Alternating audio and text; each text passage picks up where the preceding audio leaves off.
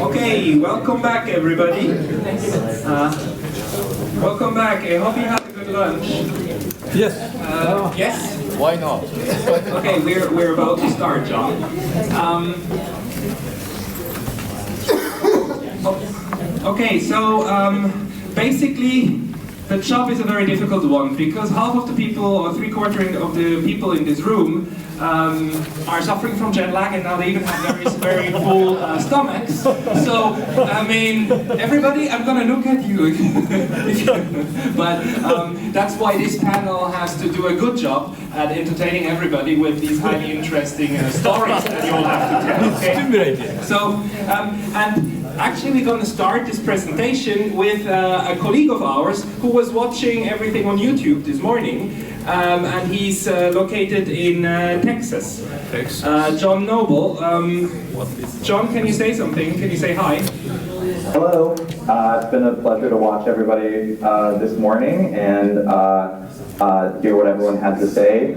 It is 11:21 p.m. on a Friday night here, so this is a late night presentation. I'm excited to get started. Thank you very much for the late night presentation. And you're really tiny right now. Can you full screen your make your presentation full screen? And then because then we should see your slides. And sorry, before you start, I'll give the word to the chair of this panel for your introduction. Thank you very much, Chair. I will just introduce our chair, Professor Kurosaki from Fukushima. He's one of the leading scholar of this field at PT in Japan, so I hope you get a chance to talk to him. We haven't got him as a panelist, but will he be here tomorrow or just today? No, just today. Just today, so you have today is a chance. So thank you for coming, and please start the session. Thank you very much. My name is Akira Kurosaki. I will moderate this panel. We have today 4 speakers.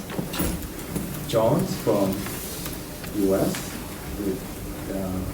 and he's going to talk to you through Skype. And we have a speaker from Japan, Yuji Suzuki, and he is specialized in Swedish diplomacy. And the other Japanese speaker, Shimizu, he is specialized in Swedish politics and diplomacy. And finally, Thomas Jonter, he's from Swedish. He's the authority of Swedish nuclear history. And each presenter will speak about 15 minutes. And unfortunately, Professor Shingo Yoshida can't attend this panel, so would you like to have open the floor to discussion after the speaker's presentation, so we have plenty of time, hopefully, for questions and comments. So, can we ask John to make a presentation? John, the floor is yours. All right. As they said, my name is John Noble. I'm currently a student at Divinity School in Fort Worth, Texas, and I am excited today to be presenting on Casseroli and the Kremlin, contextualizing the Holy See's accession to the NPT. So my presentation begins in 1971, when European diplomat Agostino Casseroli had a choice. The government that Casseroli represented had recently acceded to the Treaty on the Non-Proliferation of Nuclear Weapons, and Casseroli needed to submit that accession to at least one of 3 depositary states: the Soviet Union, the United Kingdom, or the United States. In keeping with his nation's official policy of international neutrality, Casseroli's office deposited their instruments of accession at all 3 depositaries on February 25th, 1971. However, it is notable that Casseroli himself traveled only to Moscow. This visit was surprising for a number of reasons, chief among them the diplomat's title and his employer. Casseroli was an archbishop of the Roman Catholic Church who had been sent to Moscow by Pope Paul VI as a representative of the Holy See. He was also the first Vatican diplomat to make an official visit to Moscow.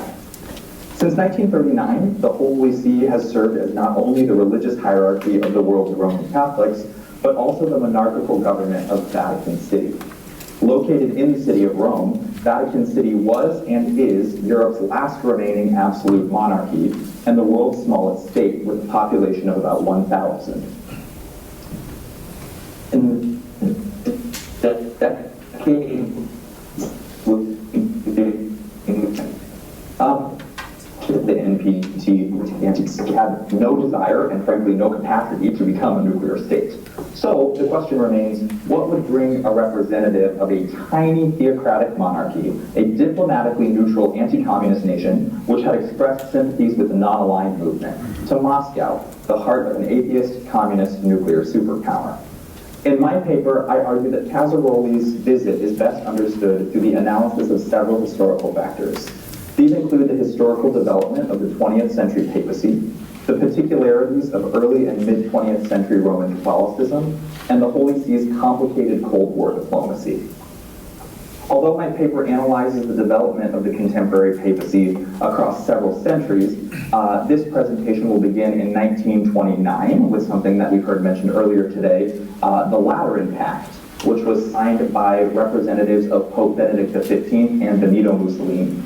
This pact gave the Pope monarchical and temporal authority over an independent city-state in Rome, Vatican City. Importantly, in the Lateran Pact, the Holy See pledged to the Italian government that it would be, quote, invariably and in every event neutral, unquote, in world affairs. Neutrality remains the official international policy of Vatican City today, but again, as we've heard earlier today, neutrality can be enacted in a lot of ways. The practical enactment of the Holy See's neutrality, in fact, would evolve significantly over the next few decades. In 1945, under Pope Pius XII, Vatican City's neutrality would be tested when the United States became the first and as of yet only country to deploy nuclear arms in war, killing hundreds of thousands of people in Hiroshima and Nagasaki.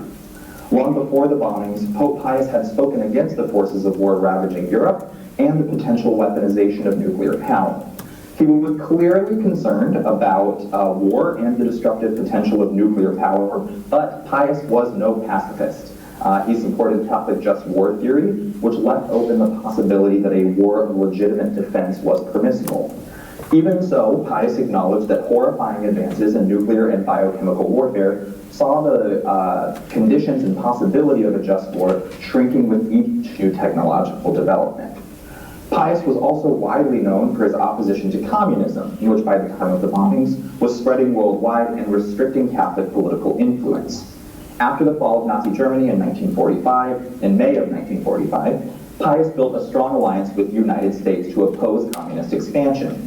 So, the question remains, how would this strongly anti-communist Pope, concerned about nuclearization, but open to the possibility of a just war, respond to the bombing of civilians by the US, an ally in his ideological and spiritual struggle against communism?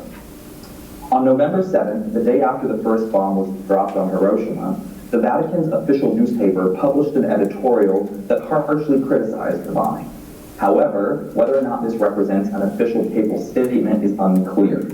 The US President's envoy to the Vatican told a New York Times reporter on November 8th that the Vatican had, quote, taken no official stand on the atom bomb, unquote. Immediately after the bombings, a US Army magazine ran an AP article that seemed to indicate the contrary. This AP article quoted an authoritative Vatican source who stated that the Vatican opposed the use of atomic bombs on Japan. This source would not permit himself to be named, causing the article ultimately to be retracted. But Pope Pius later told reporters that the statement allegedly confirming Vatican opposition to the bombing was unauthorized. In the late 1950s and in the late 1940s and 50s, Pius became more outspoken in his opposition to nuclear weaponry. It would be 1948, 3 years after Hiroshima and Nagasaki, when the Pope made his first public statement condemning nuclear weapons since the bombing. Throughout the 1950s, he spoke passionately about the dangers posed by modern warfare. Many argue that the 1945 editorial and Pope Pius' statements in 1948 and onward represent a clear Vatican condemnation of the United States' actions in Hiroshima and Nagasaki. Others argue that the delay in papal statements after the bombing and the contradictory New York Times reports represent a more ambiguous stance from the Vatican. However one understands Pius's papacy in relation to nuclear war, a central paradox remains. While deeply committed to the theoretical possibility of a modern just war throughout the 1940s and 1950s, Pope Pius was undeniably appalled by the destructive and deadly potential of nuclear weapons that had been exhibited throughout the early Cold War. While Pius's anti-nuclearism was deeply complicated, his anti-communism was decidedly clear. Interestingly, as a bishop in the 1920s, he had spearheaded secret meetings to negotiate with the Soviet Union on behalf of the Holy See. However, these talks were ultimately discontinued in the face of increasing Stalinist terrors against religious communities. From the 1930s onward, therefore, Pius XII's attitude towards communist movements was one of uncompromising and aggressive opposition. Like many of his predecessors, Pius instead sought alliances with European liberal and Christian democratic parties who he felt would restore a Catholic character to Europe. In 1945 and 1946, he supported American post-war plans to rebuild Europe. In 1947, the Vatican shifted somewhat, expressing displeasure with the U.S.'s punitive post-war policy towards Germany and Italy. Because it deplored the division of Europe, which resulted from American policy and Soviet reaction, it did briefly attempt neutrality between communism and anti-communism, allying primarily with the center-left Christian Democrats of Italy. This would be a short-lived neutrality, as Pius ultimately gave full-throated endorsement to the unification of Western Europe under the U.S. Marshall Plan. In 1949, he issued a decree against communism, which excommunicated members, supporters, and followers of communist parties. As a result, Stalin's Soviet Union, now more actively seeking to repress and control Catholicism in Eastern Europe, decried Pius as an ardent supporter of American imperialism and gave him one of my favorite nicknames from my study, the Coca-Cola Pope. Stalin's death in 1953 marked the first post-war opportunity for thaw in the hostile Soviet-Vatican relationship.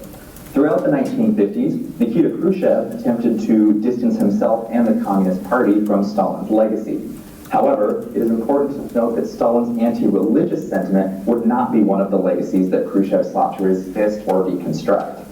In fact, during Khrushchev's early work to de-Stalinize the party, Soviet religious policy showed only a few signs of softening, and anti-religious activity increased significantly in the late 1950s, although it did shift away from physical violence and towards re-education initiatives. Regardless, the prospects for Vatican-Soviet dialogue were still grim.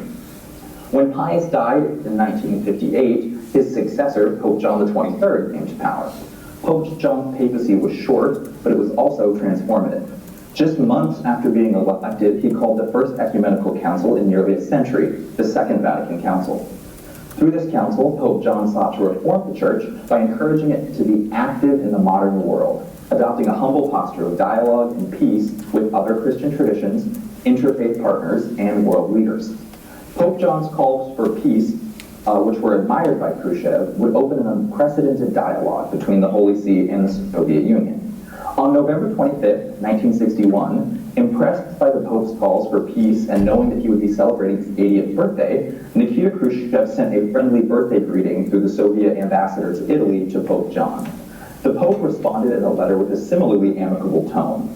This communication was what would open contact and official international dialogue between the Holy See and the Soviet government for the first time.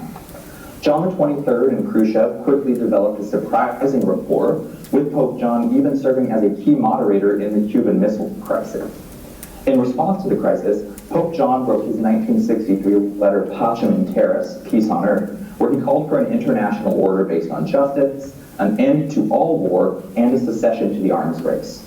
Building on the anti-nuclear thought of Pius XII, John called for world leaders to abolish nuclear weapons entirely. He also argued that Catholics could, quote, in order to achieve some external good, meaning diplomacy, collaborate with unbelievers, unquote. This was likely not intended to be a complete disavowal of Pius's policies on communism and nuclear war. In fact, Pius's writings are cited 34 times in Pacem in Terris. Building on Pius's horror at the nuclear age and call for global peace, Pacem in Terris called for an end to the threat of of nuclearization that Pius had so feared. However, the method of reducing this threat was now clearly dialogical, not oppositional. By the time of Pope John XXIII's death in 1963, the Vatican was no longer the US's theological pitbull in the fight against global communism. It had turned its attention to peace and denuclearization, and it was prepared to cautiously dialogue with world leaders, both capitalist and communist, who shared these goals. Although John and Khrushchev ruled societies that were radically opposed in ideology, they had come to a surprising space of dialogue in the name of humanism, global welfare, and peace. This began a Vatican policy of Ostopolitik, which saw the Vatican's foreign minister, the aforementioned Agostino Casaroli, become diplomatically active in Eastern Europe. Casaroli and other Vatican diplomats believed that dialogue with communist governments in the spirit of Vatican II would keep churches open and priests out of jail. When John XXIII died, he was succeeded by Pope Paul VI. 1 year later, Nikita Khrushchev was replaced as General Secretary of the Communist Party by Leonid Brezhnev. Like their predecessors, Paul and Brezhnev were very, very unlikely diplomatic bedfellows. Although Brezhnev's early rule saw anti-religious campaigns in the Soviet Union soften, there was no questioning of the basic tenets of Soviet anti-religious policy. Conversely, Paul VI's 1964 letter Ecclesiam Suum clearly decried atheistic communism. However, Pope Paul also clearly affirmed the diplomatic traditions of the Vatican, which were, at this time, neutrality. From 1960 to 1970, the Holy See began pursuing global diplomacy at an increased rate, joining the UN as a permanent observer and opening new diplomatic relations with 24 nations during this decade. 20 of these nations were part of the non-aligned movement during the 1960s and 1970s. Although it never joined as a member, the Holy See looked with sympathies towards the non-aligned movement since it wanted to reaffirm its neutrality. The Vatican also pursued dialogue with communist countries, and although this dialogue would not see significant advances until the mid to late 1970s, by 1971, the Holy See had earned a reputation on the world stage as a nation eagerly pursuing diplomacy. The two images here are of Pope Paul VI at the United Nations on the left, and this is actually Pope Paul meeting with Tito on the right, which happened in 1966. The same year that Pope Paul welcomed a Soviet ambassador to the Vatican for the first time. Casaroli's 1971 travel to Moscow, therefore, was motivated by a belief in both Ostopolitik and denuclearization. He believed that the Vatican could protect believers in the Eastern Bloc by dialoguing with Soviet authorities. Signing a treaty that reflected Pope John's zeal for disarmament seemed like the perfect opportunity to build these connections. Casaroli's talks with the Council on Religious Affairs focused on Soviet religious policy towards Catholics in the Eastern Bloc. Unfortunately for Casaroli, no concessions were made by the Soviets, who insisted that believers enjoyed extensive religious freedom. Casaroli would not return to Moscow until 1988, when Paul VI's Ostopolitik had largely been abandoned in favor of John Paul II's alliance with Ronald Reagan.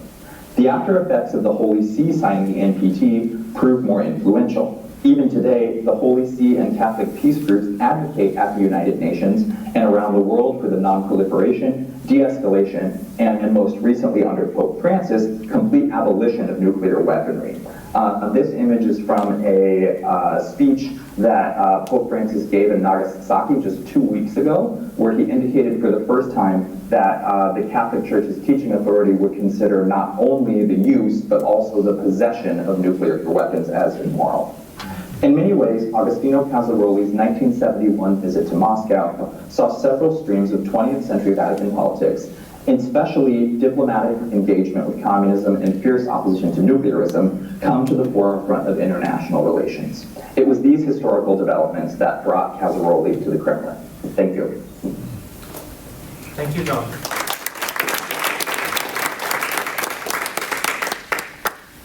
Thank you very much.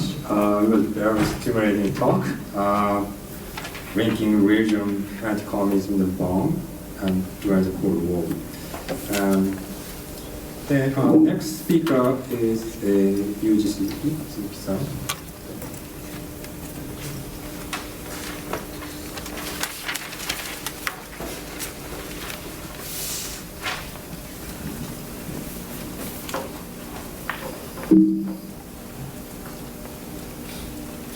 Hello, I'm Yuji Suzuki, PhD student, not a candidate, in Tokyo. Thank you for giving me this precious opportunity to talk about a part of my research. I am studying the Swedish policy of neutrality during the 1950s and the beginning of 1960s. These are the theme, interest, and the focus of my research. And I have to admit that my main interest is very close to what Pascal and the first panel talked in this morning. I'm very interested in the transformation of the concept of neutrality after the World War II. The Swedish Foreign Minister Östen Undén, who was a professor in civil law and expert in international laws, respected the legally based order, but as a foreign minister, he had to adjust to the real politics where the states could easily break the laws. That's why I focused on Östen Undén and his behaviors and his surroundings in my to study the concept, the transformation of the concept of neutrality in my PhD project. And today I would like to talk briefly about the concept of the Swedish nuclear disarmament policy in 1960s, especially focusing on the process of drafting the Swedish proposal on the non-atom club, which is called the Undén Plan, and it was proposed to the UN in 1961. The Undén Plan was, of course, initiated by the Swedish Foreign Minister Östen Undén after the intense discussion in Sweden on whether they would produce their own nuclear weapons or not in the late 1950s. The debate was so intense that the Prime Minister, Tage Erlander, worried about a split in his own party, the Social Democrats. And the Foreign Minister, Östen Undén, worked against the nuclear project from the beginning. In November 1957, for example, he wrote a note on the nuclear weapons. He argued that these weapons should be prohibited from the moral perspectives, pointing out that there had been international agreements for the ban of weapons of mass destruction. And from the military aspect, Undén claimed Swedish nuclear weapons would cause Soviet fear. This view was very different from the pro-nuclear weapons, such as the military. The supporters thought these weapons will increase their capacity of defense and deter other countries' attack to Sweden. It would help Sweden to keep neutrality in case of military conflict between the blocs. It was the main goal of the Swedish policy of neutrality, which is mentioned in the Professor Jonter.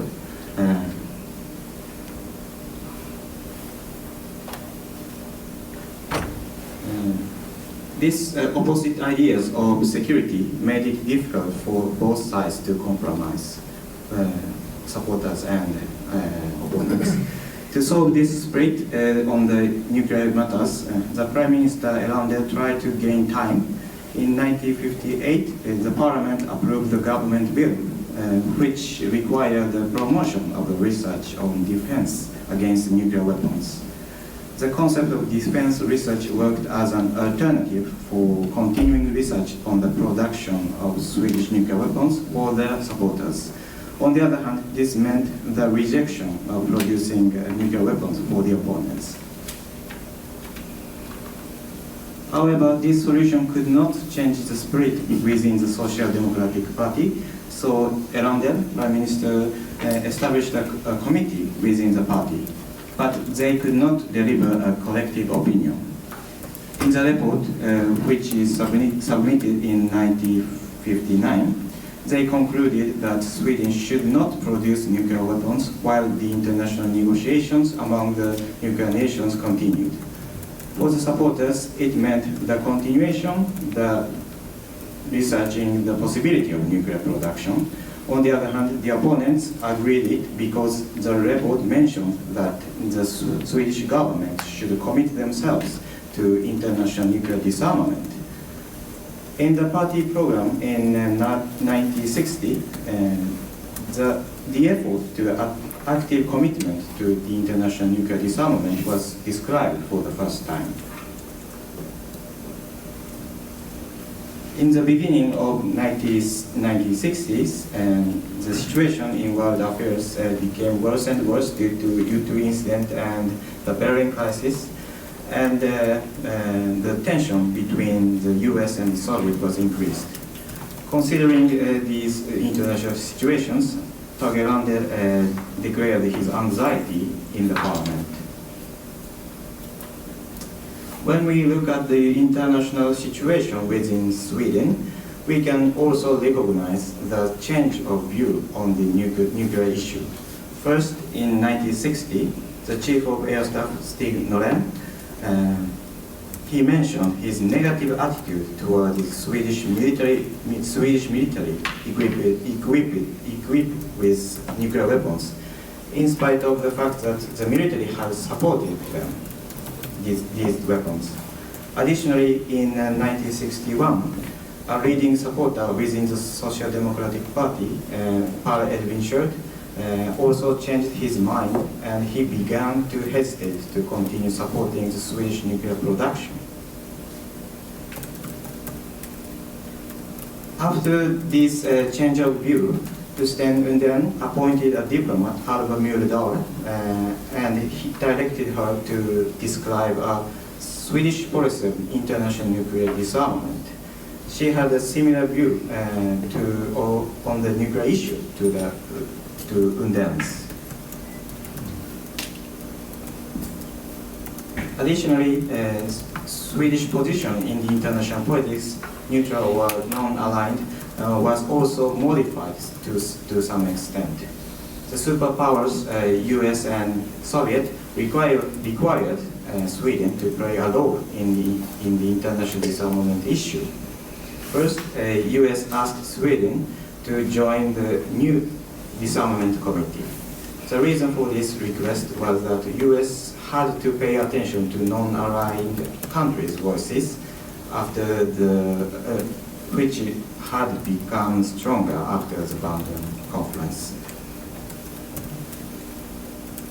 So US tried to include these countries, and Sweden, which US thought belonged to the West, was one of the candidates to invite the new member to the committee.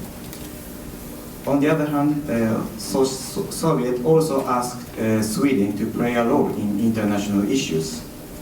The Soviet ambassador to Sweden met Undén in the summer 1961 and claimed repeatedly that small countries such as Sweden should raise their voice about peace issues. The superpowers wanted Sweden to around the same time to be engaged into international affairs in line with their own strategy. The first note written by Alva Myrdal was finished in the last July. In this note, she investigated the opportunity of Sweden's proposal on the nuclear disarmament. She mentioned some points on technical matters. The important components of this note were to investigate what kind of issues US and Soviet could agree with, and that Swedish proposal should be acceptable for both countries. However, in this footnote, she argued that non-nuclear nations should not take part in the nuclear umbrellas which superpowers provided. Not to take part in such umbrellas would be the non-nuclear countries' contribution for prevention of nuclear wars, she wrote. This point led to a proposal of the non-atom club. After the first draft, we then established a committee in the Ministry of Foreign Affairs and continued to investigate this issue.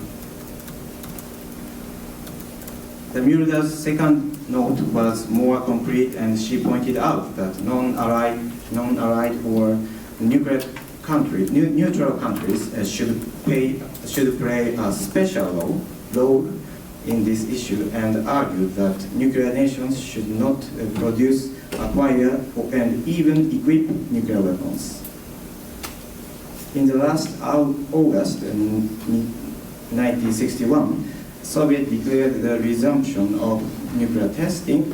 This decision made Swedish people concerned, and the committee sought to submit a proposal from the neutral country's point of view, even though the superpowers would not accept it.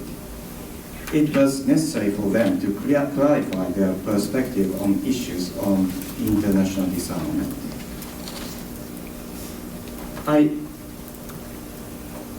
I don't have enough time to talk about details, so I only mention some important points of my research. In October, President then spoke about his proposal in General Assembly in the UN.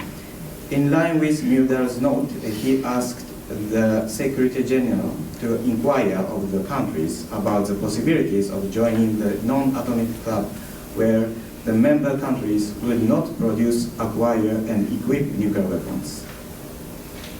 This draft resolution was approved in December 1961, supported by Eastern countries, which were in favor of such ideas similar to Rapalski Plan in 1957. The neutral countries, excluding Latin American countries and China, also supported it. The Western countries opposed this resolution, but because this could broke the military balance between the West and the East. But Canada and other Nordic countries agreed with it because this resolution requested only the investigation.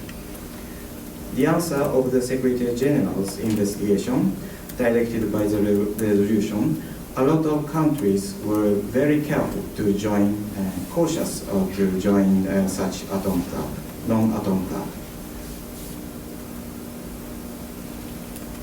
Unden and Mulder admitted that it was difficult to create the non-atomic club, but they found the significance of restarting the discussion on the nuclear disarmament. More importantly, they recognized the Sweden's role in the international disarmament in the process of drafting the resolution. This role became clear when Mulder wrote a telegram in the beginning of an 18-nation committee on disarmament. She argued that Sweden would exert pressures on the nuclear powers from the view of neutral countries, cooperating with other neutral countries. With this standpoint, Sweden contributed to the creation of the NPT regime. In my next research, I will continue to research how Sweden acted from that standpoint in the process of the establishment of the NPT regime. Thank you for listening.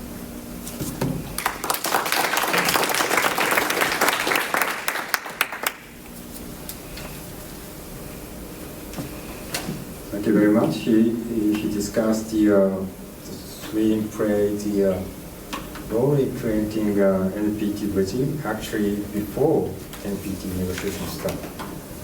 Okay. Next. Shimizu? Shimizu. Yes. Okay, good afternoon everyone. My name is Ken Shimizu. I'm assistant professor at Ryukyu University here in Tokyo. Thank you for inviting me to this panel.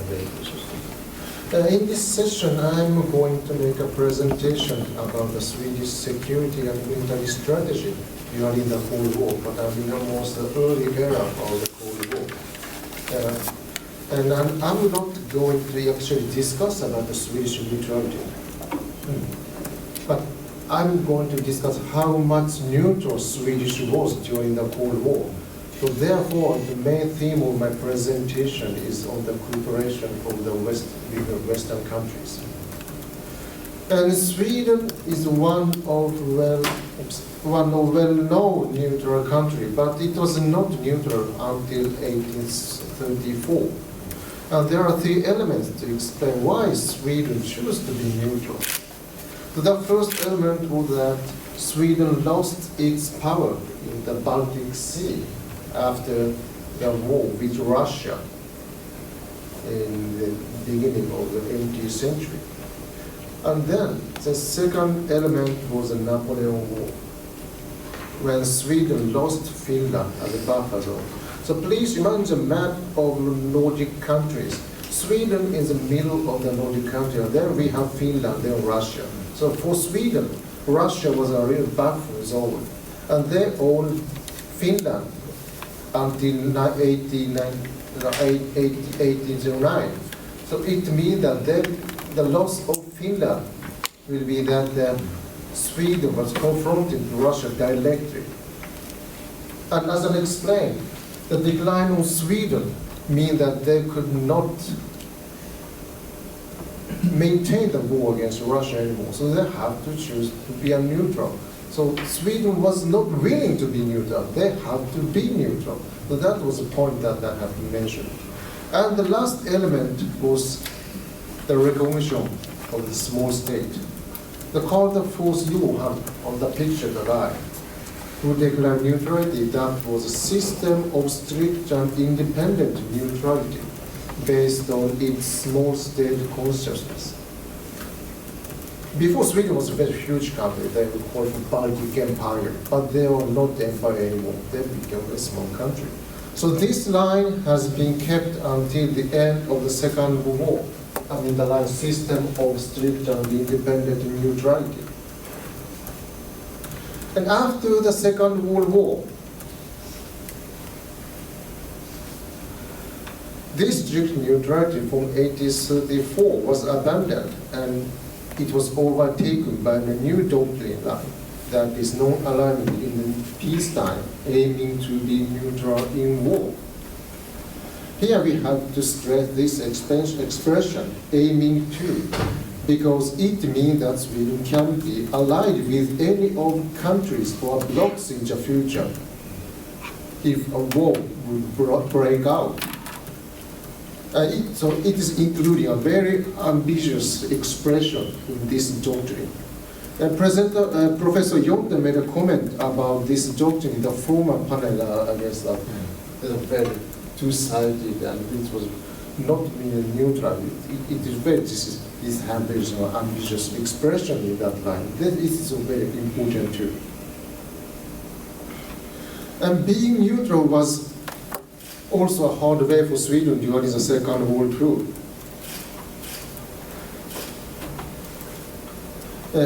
We have to point out two affairs. That these 2 points these two affairs can be pointed out. Because the first one was a transfer of German troops. Sweden was pressed by Nazi Germany to transfer soldiers from Norway to Finland, and more about 2 million soldiers transported by Swedish National Railway between 1940 and 1943. And the second was the airstrike on capital region in Stockholm, such as Stockholm City, Södertälje, and Strängnäs by Soviet Union. So let's say correctly, Sweden was really involved in the Second World War, especially from German side and Soviet side. Fortunately, no one was killed in the airstrike, but Swedes truly realized that Soviet was an increasing real threat to Sweden. On the other hand, now we have to see how Soviet Union looked at Sweden.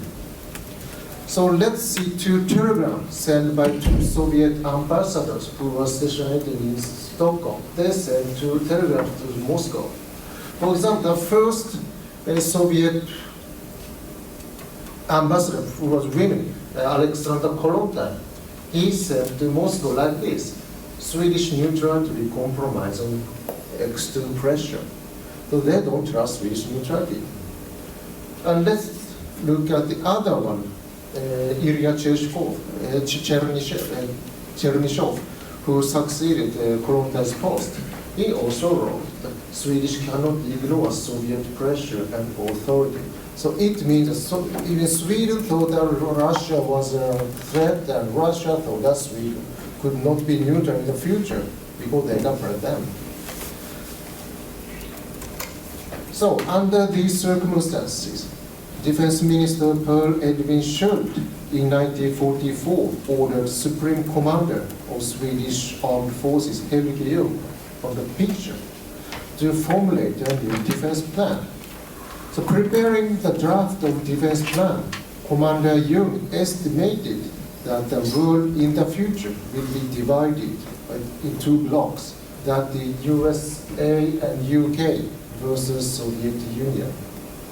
And based on this perspective, three kinds of war cases was laid out with these imaginary enemies, such as Russia, Germany, United States, and UK.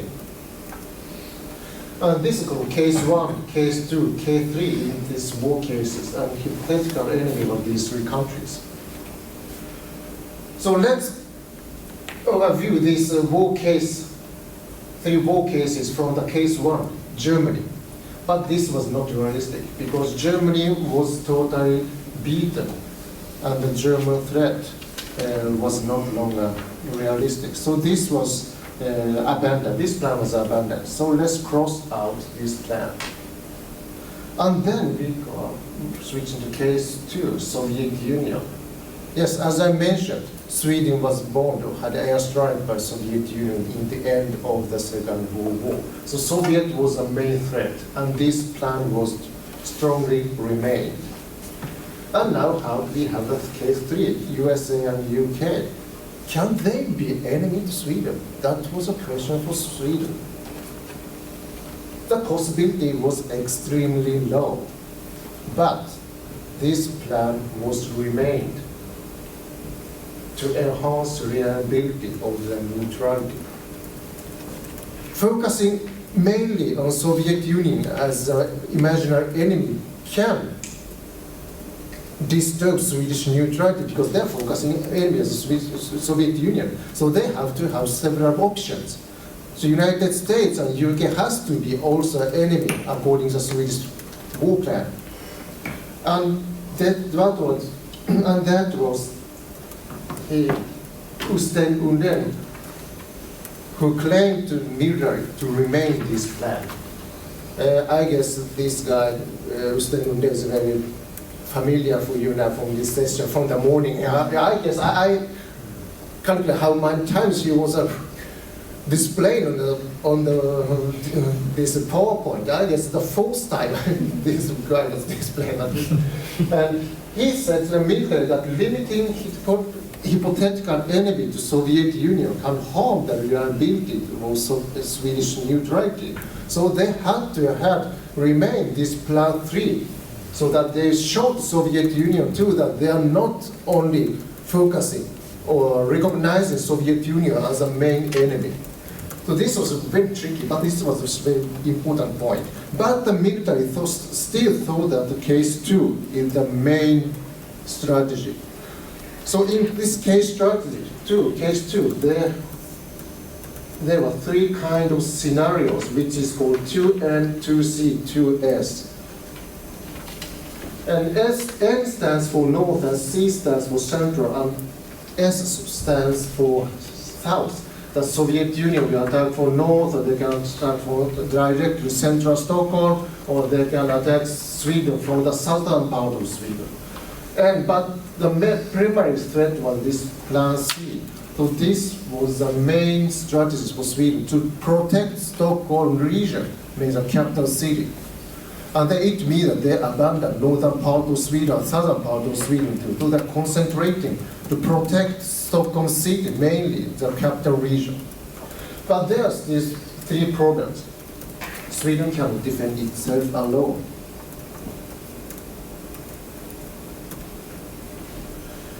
According to the chief of the commander, Sweden can maintain the war front maximum a week, I guess he said. So they have to gain time until Sweden receive military support from the other countries. And to acquire a nuclear weapon was also very important Sweden defense. If they are attacked by USA or mainly from Soviet Union, they also have to be prepared to use atomic bomb to the Soviet army. Not inside Sweden, outside Sweden, for example, Baltic Sea, or where the Soviet armies are standing. So the question is how, from which countries you should get the support. At the same time, in 1946, in Sweden was a large number of flares who were observed in Sweden. And there was still a huge kind of, a mystery what it was, but actually this was Soviet missile, Soviet rockets. But Swedish equipment was not sufficient enough to identify these flying objects. So they have to ask some other countries to research about, investigate these flying objects. So Swedish Air Force approached the British Royal Air Force to request a joint investigation already in 1946. But this was totally confidential because it can harm Swedish neutrality if they invite Royal Air Force to Sweden. So they tried to invite Royal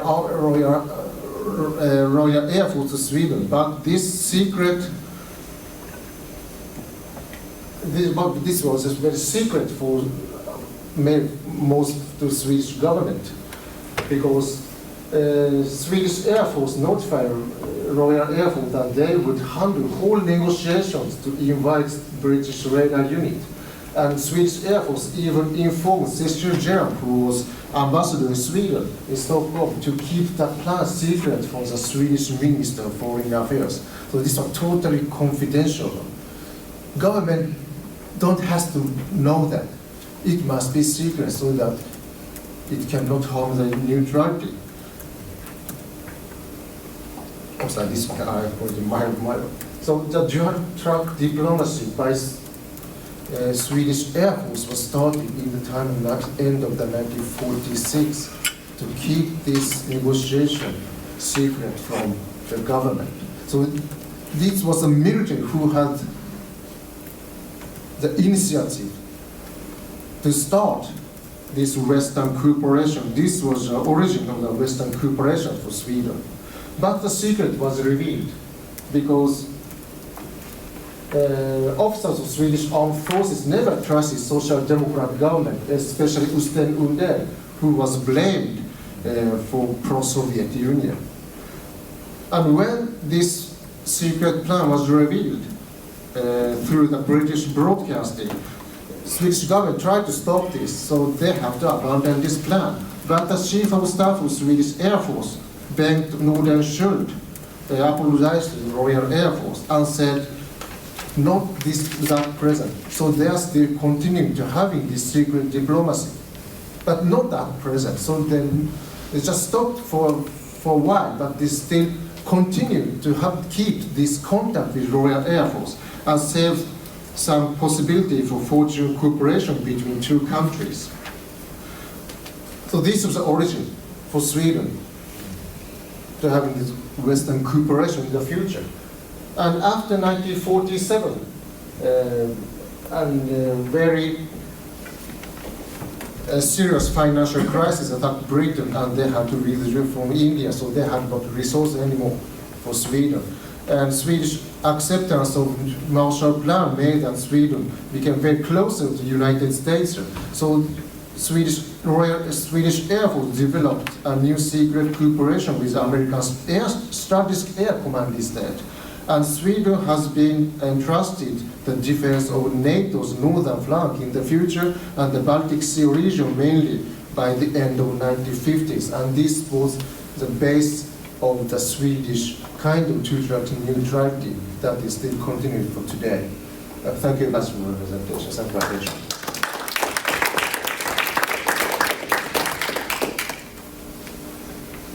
Thank you very much. It's a very interesting story. I think he unraveled how this first Swedish actor tried to construct the policy of neutrality behind the scene. It's very stimulating. So finally, the floor is yours, Tom. Yeah, thank you very much. I think I have to stand because I have a terrible jet lag and my memory doesn't serve me as I have to look at the slides. So, thank you. A lot of information about Sweden, and here comes another. I've tried to do my best. So, what I'm going to do, even though I have to say that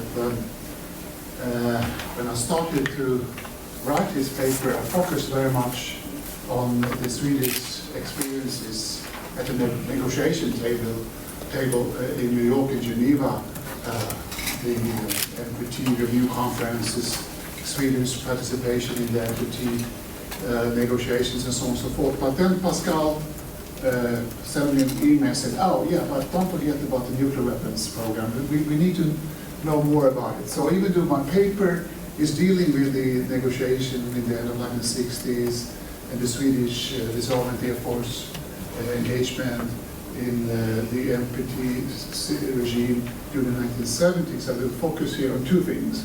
I will give you more flesh on the bone regarding what we really was doing in the basement in terms of putting a nuclear weapon together. And the second goal is to give you a little bit understanding of the nuclear reversal process.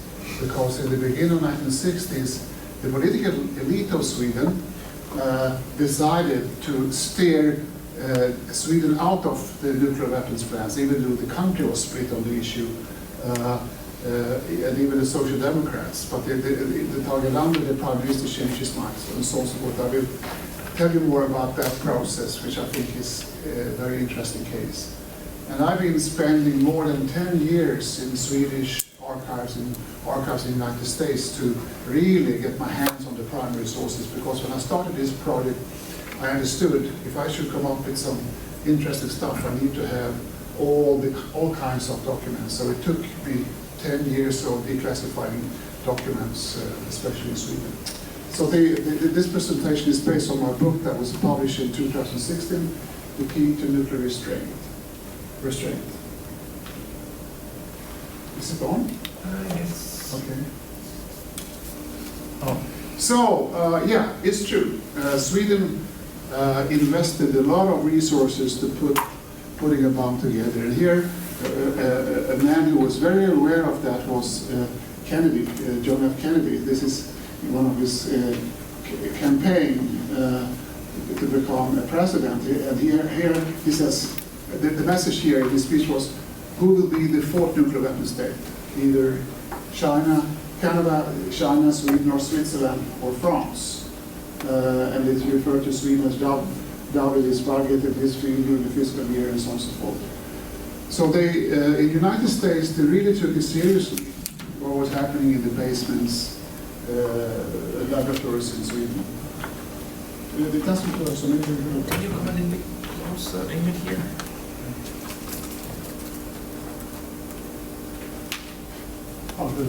So, why did Sweden in the first place look into different ways to produce an atomic, so-called atomic bomb? First of all, the Swedish non-aligned policy. In 1949, Norway and Denmark joined NATO. Sweden decided not to join NATO, and because of that, the military came up with the idea, of course, to create as strong as defense system as possible in Sweden. And therefore, we need to look into the possibilities to produce nuclear weapons. And another reason was that we still have rich uranium resources in Sweden, very rich, of low-grade quality, but still enough to be used in so-called heavy water reactors to to produce plutonium.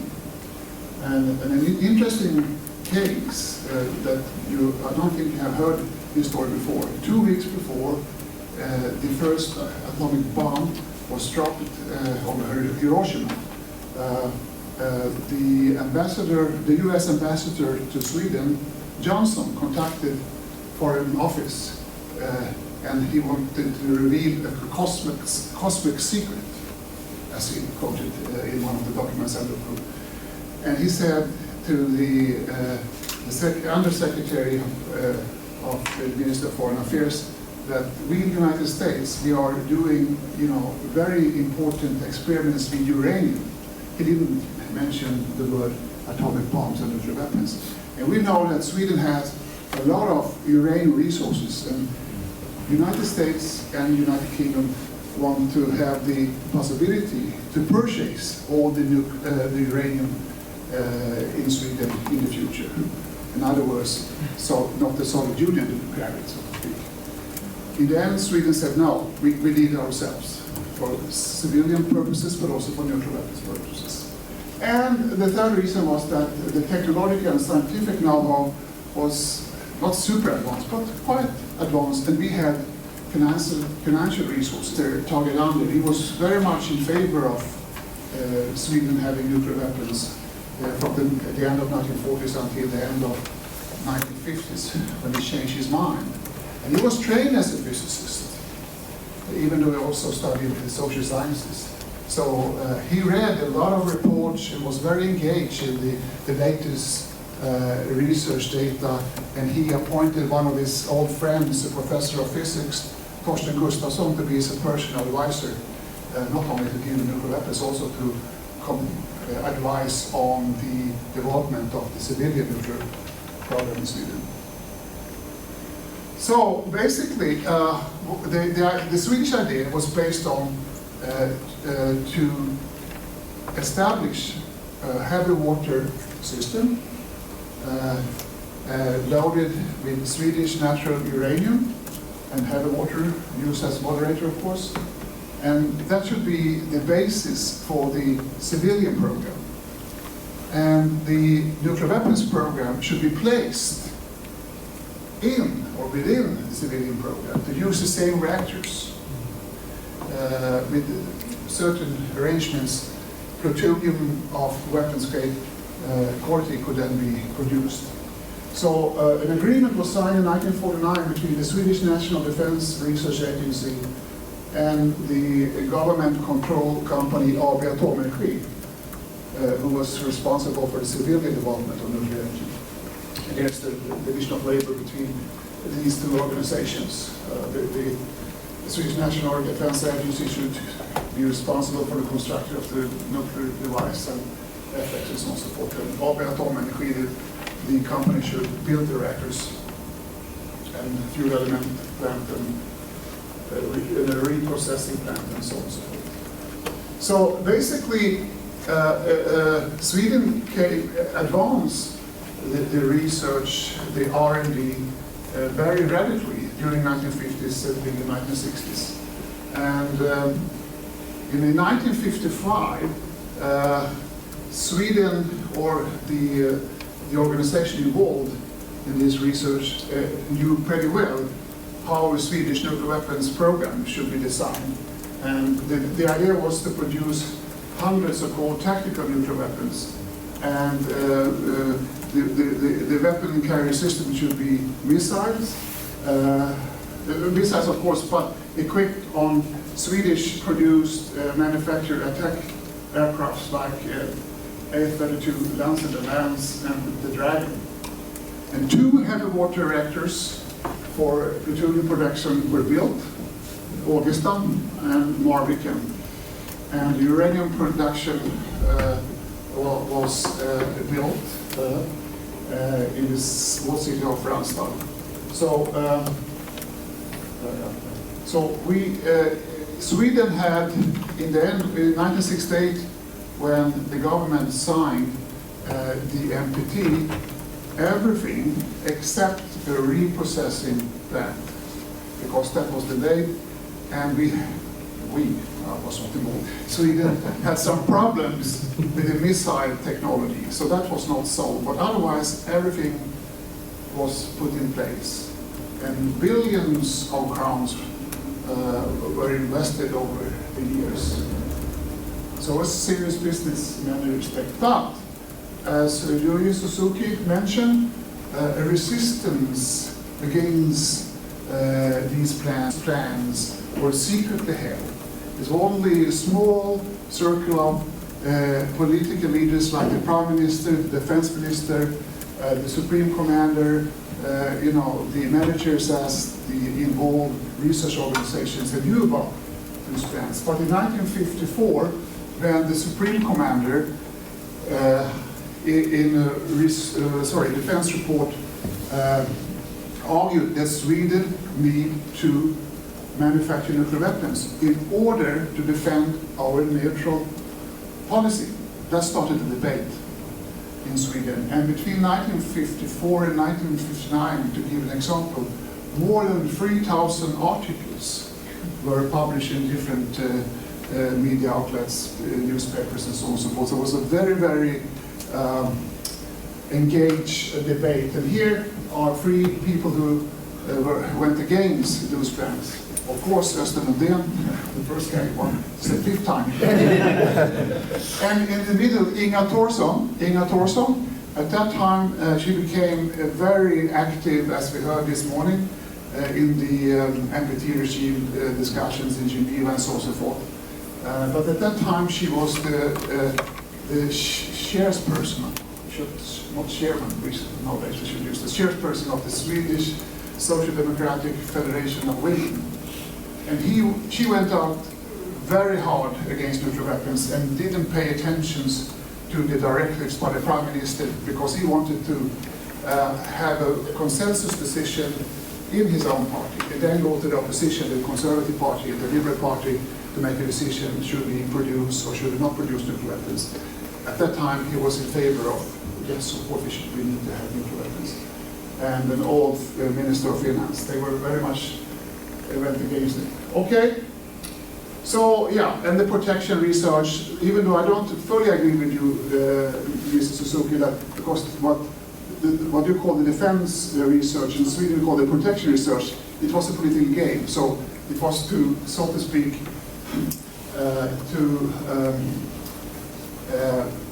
continue nuclear weapons R&D activities in the basement. But at the same time, we talk about protection research. And it was a kind of strategy by Prime Minister Tage Erlander to follow some kind of freedom of action, to please the opponents and the proponents alike, so to speak. I don't go into that report. So the main three reasons why Sweden gave up nuclear weapons, I argue. First, this strategic move to put the nuclear weapons program in the civilian program turned out to be a very complicated and time-consuming business. And because of the, so in that sense, an opposition against those plans could start to develop and emerge. Because of this program led to a lot of technical complications and so forth. And that decision influenced the nuclear weapons plans negatively in three ways. First, it made possible the mobilization of political opposition. So I can, in my study, I can follow how different politicians change their mind over time. So in the end of 1960s, all political parties have changed their mind. Even the Conservative Party members supported the Swedish disarmament policy. But in the beginning of the 50s, they were in favor of nuclear weapons. So we can talk about a norm change here in many respects. And also the disarmament talk between US and USSR in the 1950s also influenced the debate in Sweden. Sweden should not disturb these negotiations that are going on and so on and so forth. And the third reason, the US policy toward the Swedish nuclear weapon program. So Sweden became more and more dependent on US technology, and USA could use that the dependence to steer away Sweden from certain activities, even though the United States couldn't in the end stop us. If we really wanted Sweden really want to have nuclear weapons, but they, in different ways, lower the prices of enriched uranium in the end of 1950s and other activities. And now I don't have so much time to deal with the nuclear reversal process, but it's true. I mean, so what you can say, it boils down to a very interesting movement in the Swedish foreign policy or a change. In the beginning of 1950s, the concept of deterrence and nuclear weapons were very much what the leading politicians and military argued for. So the concept of security and the role of nuclear weapons underwent a transformation, the disarmament and creation of international order, the legal framework in the 1960s. And here you have some famous names because of, but I have to say the logic. So why Sweden became so successful during 1960s and 70s and later on in disarmament issues, in non-proliferation issues, is because Sweden was very involved in nuclear weapons research and had a program. So the experts knew very well what nuclear weapons were. So they were very strong at the negotiation table later on. And here are some of the people that were involved. Thank you.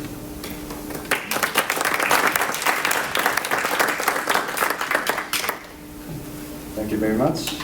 As every speaker wants to talk more, just 15 minutes presentation would be not suffice for them to present their research idea. So maybe just open the floor to discussion. So invite your questions, comment, and please raise your hand. Oh. I'm calling John back. John, welcome back. So we're now all in the discussion, and so he's also here to take your questions. You can hear us, right? Yes. Good.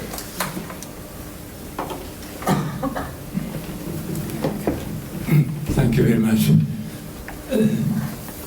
Two presentations about Swedish case reminds me of my presence in our embassy in Stockholm. In case of real threat from abroad, even neutral, Sweden can try to make its own nuclear weapons. That is really interesting. That if necessary, Sweden will be able to even to make nuclear weapons. That is one case. And the second case, this is Ken Shimizu's case. Reminds me of my experience in Stockholm. Basic neutral policy of Sweden, foreign policy, based on Finlandization. That means that if Soviet Union tried to get hold of Finland, Sweden will defend Finland. Even Sweden tried to become member of NATO. That was very much in my mind. If the Soviet Union tried to get hold of Finland, Sweden will suddenly become member of NATO. That is a kind of deterrence. And that was very successful. Finland stayed as a neutral during the Cold War. So that was my comment, that even neutral Sweden tried. That was the limit of one nation's in order to defend or in order to protect even its own national interest. That was what I learned, and it really was true. Thank you very much. I just wanted to make this comment. Thank you very much. We will take two more questions, comment, and then ask speakers. Yes. Thank you all for excellent presentation. Mariana Bujarin, Alpha Center. Thank you all for these excellent presentations. My question is to all the panelists. In your research, have you come across the ways in which the Swedish authorities and those involved, specifically the military who were involved in the nuclear weapons program, conceived of any operational sort of deterrence plans? How did they think of these future weapons in terms of deterrence? Because surely a fleet of 100 or so tactical nuclear weapons delivered by missiles and aircraft, if it's either the Soviet Union or the Western, even theoretically speaking, the Western alliance that you're trying to deter, in terms of the reliability or credibility of deterrence, the way, say, Americans understand it, wouldn't stand a chance, because you would hardly have the second strike capability left, right? Just the numbers wouldn't work out. Were these considerations at all matter in the end for deciding either way about the nuclear weapons program?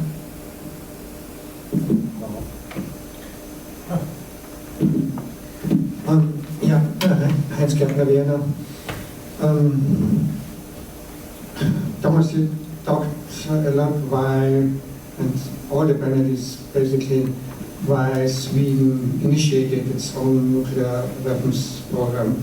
Thomas, you talked a little bit why Sweden gave it up as well. So, but this explanation is not really sufficient for me. You said some of you said, these politicians changed their mind. So you could follow in their speeches that they changed their mind.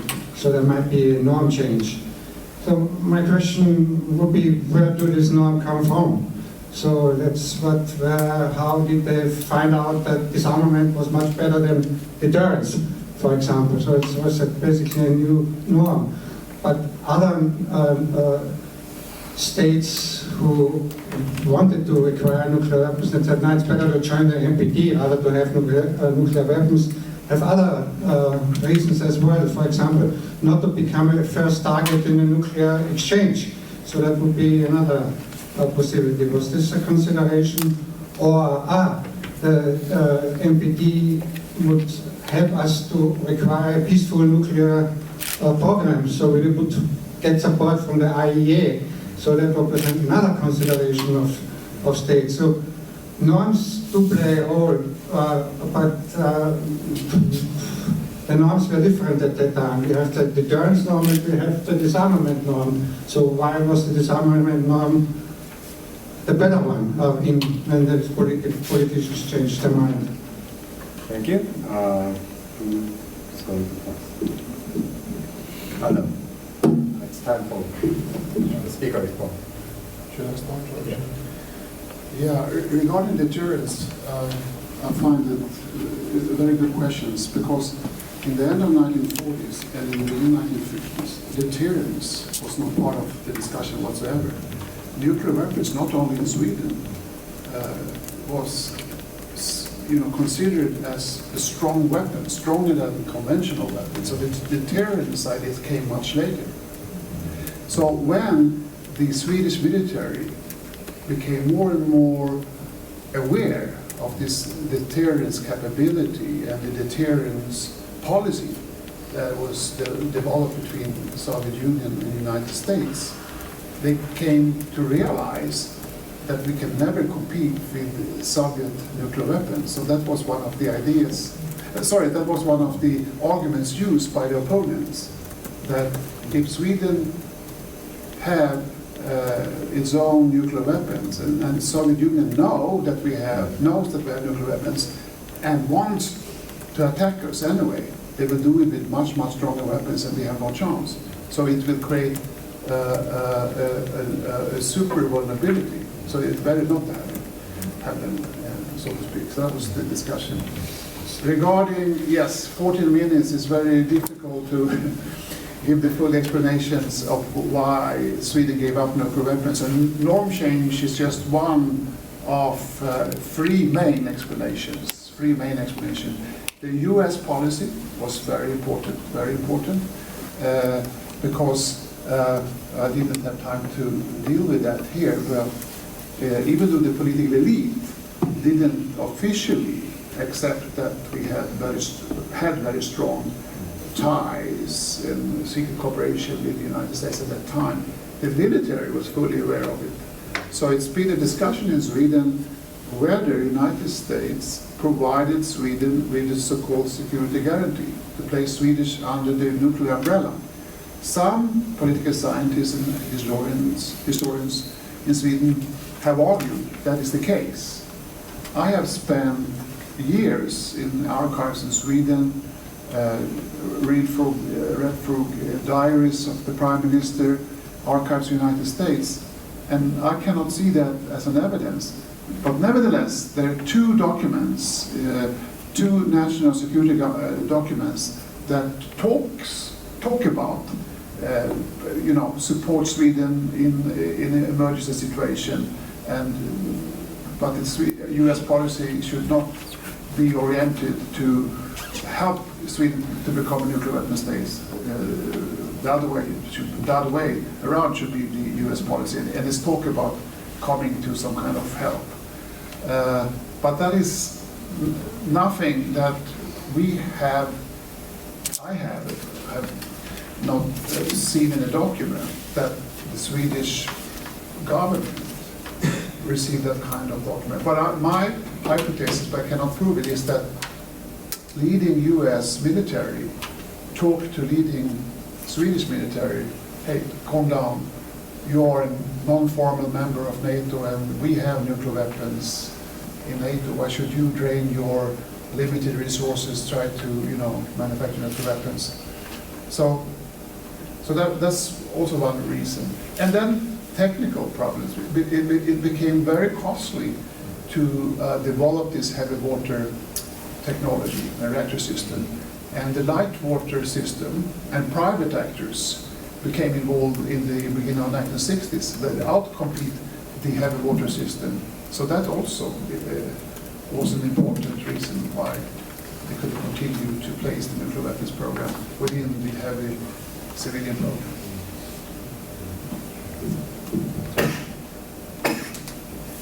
Thank you for the question. Just add some points to that. You showed these two aircraft, Lancer and Draken. They were short-range aircraft, not like long-range aircraft that United States and Soviet Union. No. The intention was not to fly in over Soviet territory to bomb Moscow. So it was to use the battlefield. Yes, to destroy harbors in the Baltic states and things like that. And also, in the worst case, to use them in Sweden, in the Swedish territory. That was also part of the plans, which was also a crazy idea. And not so good for the proponents who used that argument, that they had to do in the end. And it was a very nice way for the opponents to pick up that argument. The difference, as we add that point to short range and long range, is the difference between nuclear weapons. If I could add some answer from the second question, I focus on the norm change, which Professor Jonter said. So the non-atom club and the proposal of that club contributed to that transformation of the norm, and to some extent, and yes, and participating to the 18 Nations Committee on Disarmament. Also, it was a kind of privilege for the diplomats. So they were eager to contribute to that international nuclear disarmament direction. Second round, comment and questions.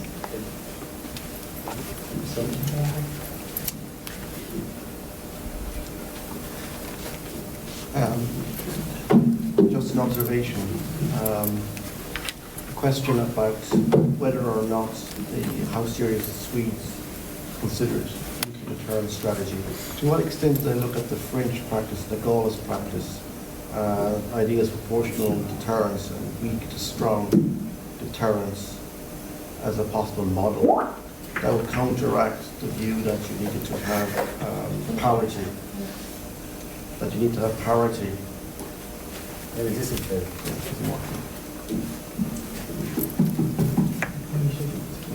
Yeah. Sorry, that you need to have parity, which would be the argument that you suggested. But as I was suggesting, to what extent I look at the French model and Pierre Gallois' idea of weak to strong deterrence and proportional deterrence, which was in vogue at that time, and to what extent was that even taken up in the internal Swedish debates?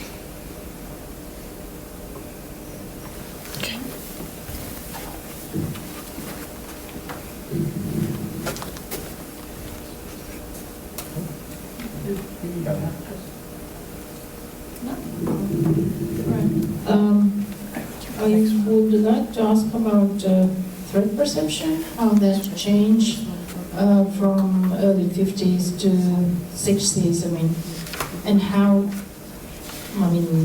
scared were the Swedes of Stalin? Korean War had a great impact on both NATO and Japan. By 53 he dies, and then Khrushchev time is quite different. So the change of threat perception, and also what was this crisis scenario? Did you expect the tanks to come across Sweden, or was it just bombs? Did you have, to what extent did you develop civil defense? How much prepared were you for real nuclear war? Is that covered?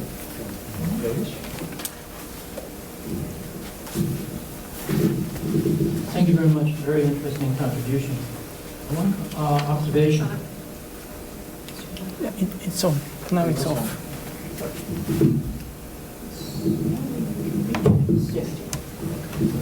Again, thank you very much for this very interesting contribution. One question, I understand 1834 or 1814 for Swedish neutrality? 1814.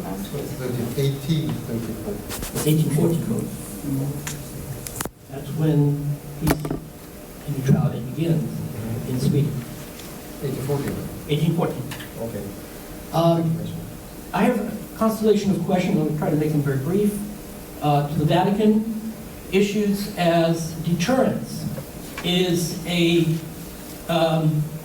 contradiction to the role of the Catholic or to the Vatican's diplomatic policy or pacifism.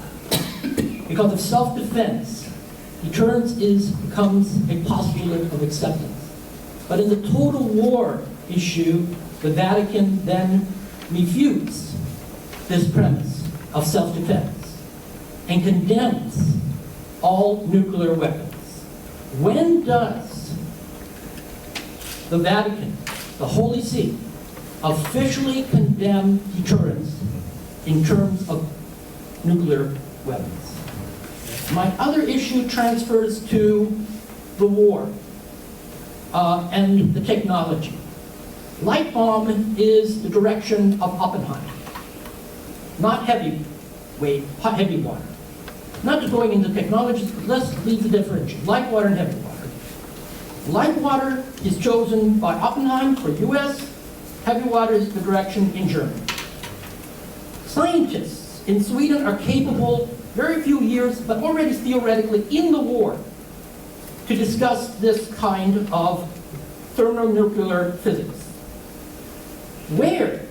And all documents are destroyed on this subject because of the World War II. Even in the Russian archives, we don't find it. But looking on the question, how much participation with the resource of uranium for heavy water, which is a requirement, not leaving the Norway situation alone, but how much uranium was exported, or do we know was exported from Sweden to Germany during World War II? And furthermore, how many scientists do we know by name were capable to discuss that kind of technology with the Germans during World War II. And if that know-how is already theoretically known, are we really not really looking at what the potential capacity of the military, or rather the armament industry was capable to commercialize or to pursue, as it was a central part of the economics or of the Swedish economy? And moreover, does Sweden, when it perceives itself immediately as a target, because there is no deterrence, it's a target because the strategic defense of the USA is to use Swedish airspace in terms of a nuclear delivery. And has nothing to do with the production of the atomic bomb or anything of that sort. It's simply they don't want to be a target. And yet the United States uses them as the potential area to deliver the nuclear delivery. How does Sweden really deal with this issue? Immediately in those first years before deterrence emerges. Thank you. Yoichi and Arakashi-san. And second round will stop here. I'll speak up. Thomas, just one clarification. In a sense, wonderful presentations. I learned a lot, all of them. So, France and India are the only two other countries, along with Sweden, who pursue this heavy water natural uranium route. Did you found any indications in your research of any kind of collaboration with France and India, where Swedish nuclear authorities kind of wanted to work together with them? Just a clarification. Thanks.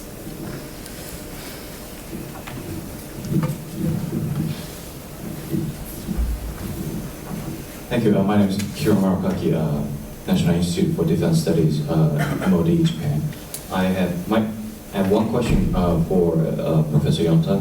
You have mentioned there have taken place 5 major nuclear weapons programs. And my question is, were there any studies specified for its relationship with the NATO or NATO nuclear sharing arrangement, especially the one in 1957 and that one in 1965? Thank you. Okay. John, could you respond first? Pascal, could you summarize I'm not quite hearing in the room, sorry. Okay, the question by, can you hear me now? Yes. The question by Herbert was what was your question? Deterrence. Yeah. So I'll talk a little bit about where things move in terms of deterrence after the Holy See accedes to the NPT. There's really interesting shifts all the way through to the present day.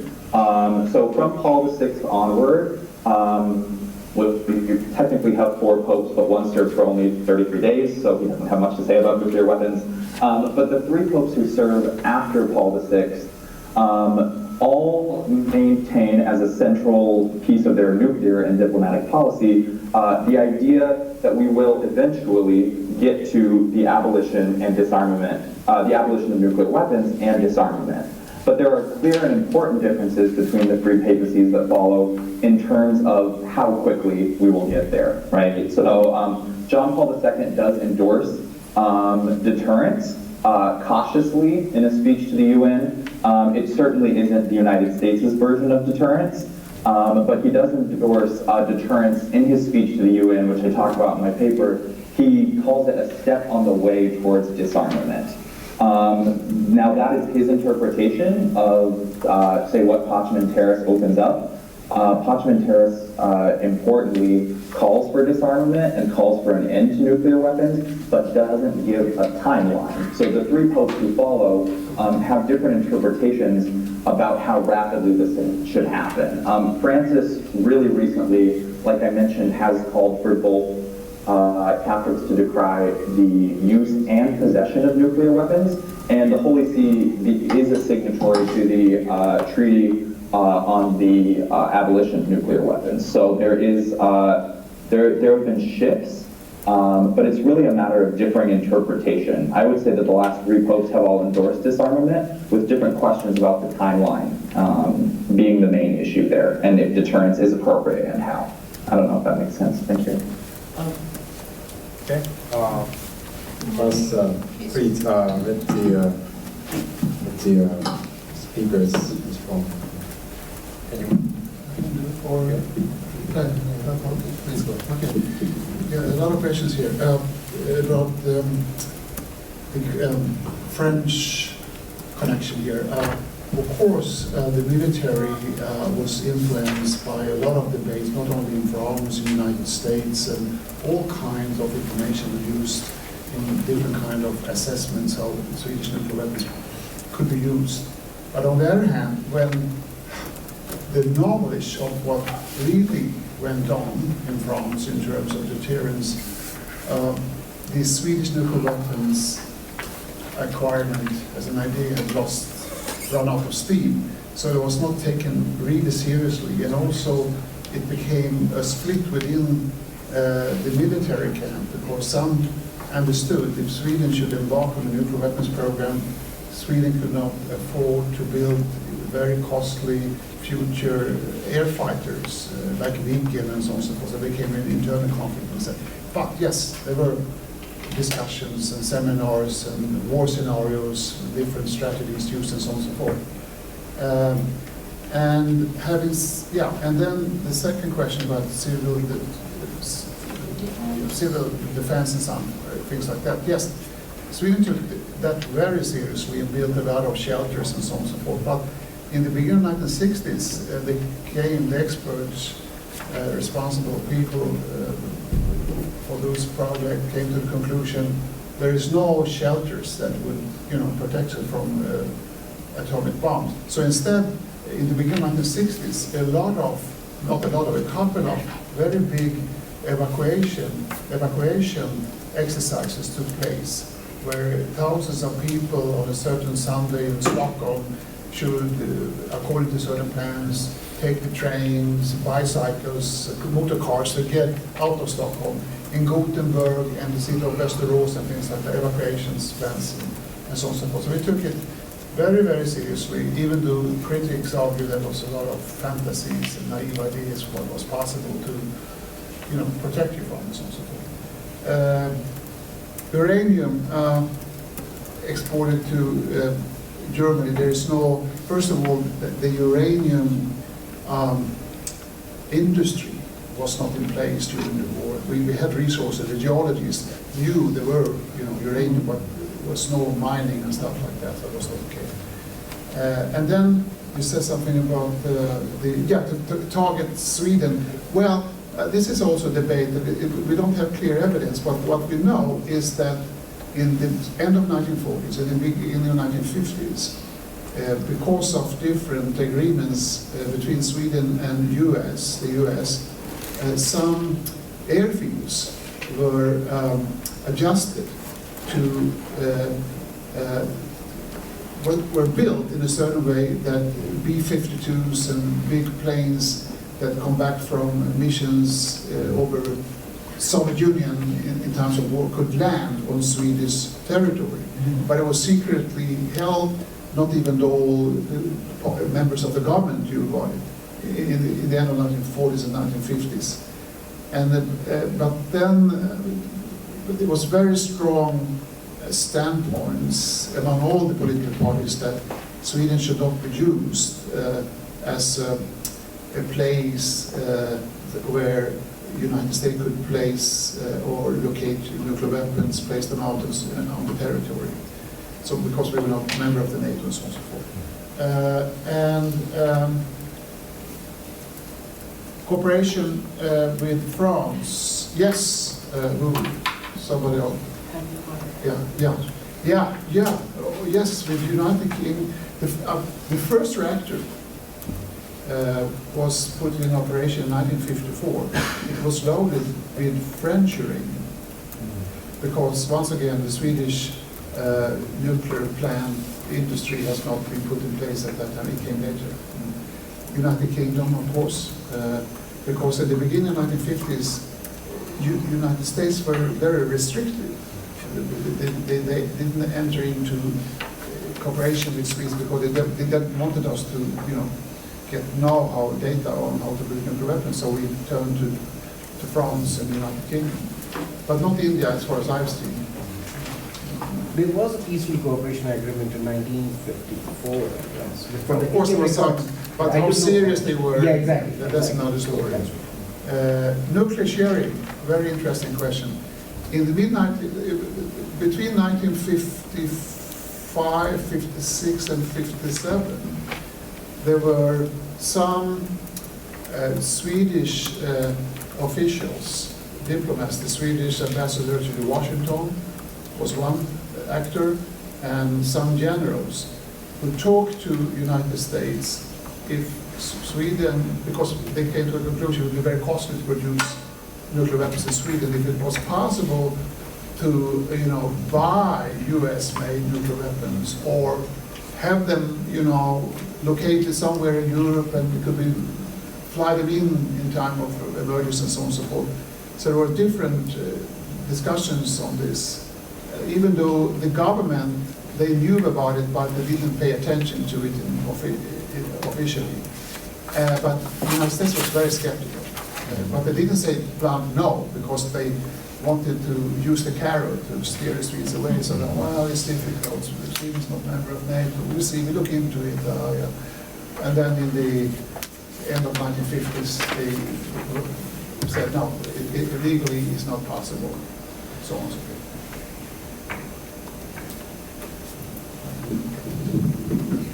John, thank you for joining us online today. Do you have any final comments? You couldn't talk during your presentation. If you have any comments, you can, a few minutes.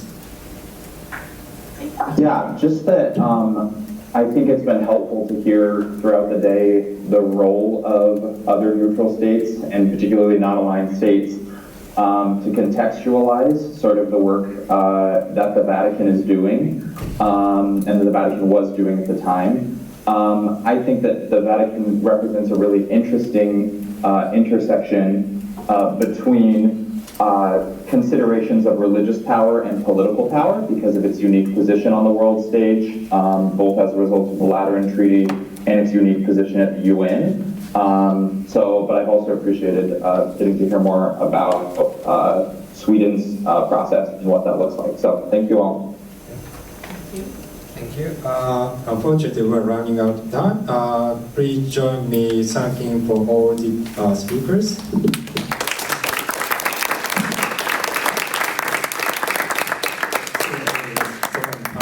Thank you very much.